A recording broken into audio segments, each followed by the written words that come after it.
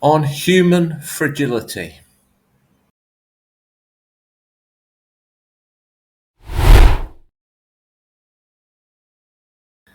Human beings are so very fragile.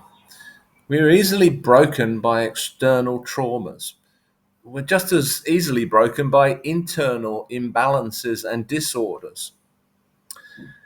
As fragile as the body is, so too is the mind. There are a multitude of imbalances and imperfections that can affect our emotions and our thinking processes. For many years, I worked with psychiatric patients, and I've seen what a major psychiatric illness can do to a person.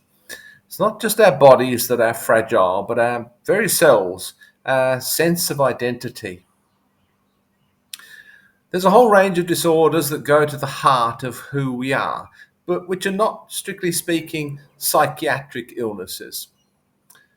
Although there may be some chemical processes associated with these disorders, they don't represent any kind of malfunctions that characterize psychiatric illnesses such as schizophrenia or depression and bipolar disorder.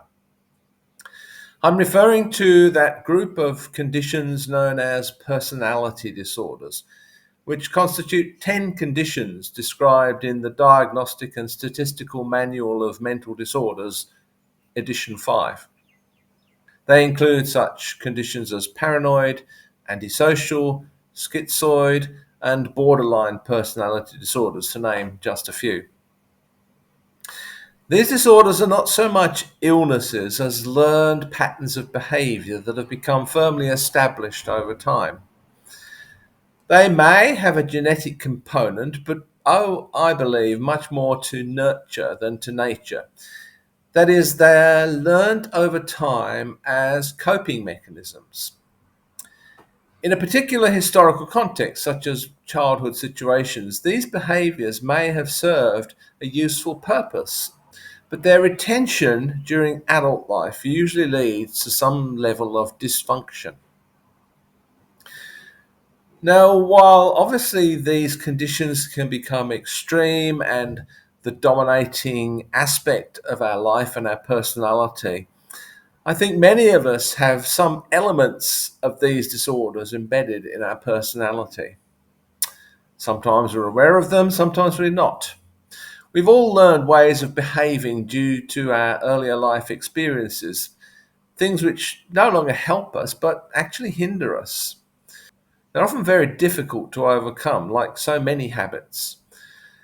They're often those frustrating aspects of our personality that make us say, here I go again, yeah, with a kind of eye roll movement. We fall into the same traps, we make the same mistakes, we react in the usual way.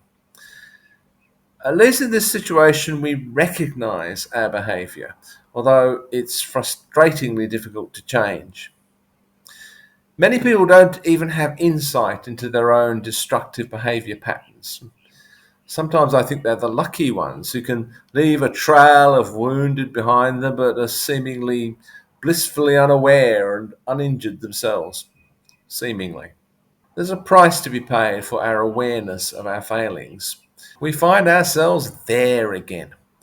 We deposit additional guilt and frustration into our already inflated account. We can be so easily damaged as we grow and develop as people.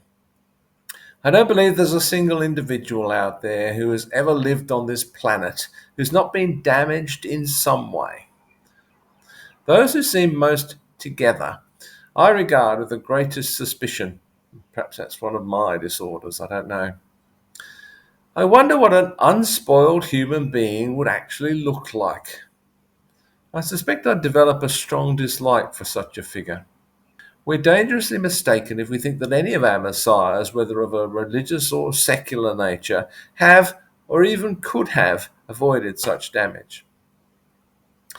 Perhaps if I'm aware of my own flawed and damaged personality, if I understand the place from which my own negative and self or other destructive behaviours emerge, I'll be more understanding of the failure of others.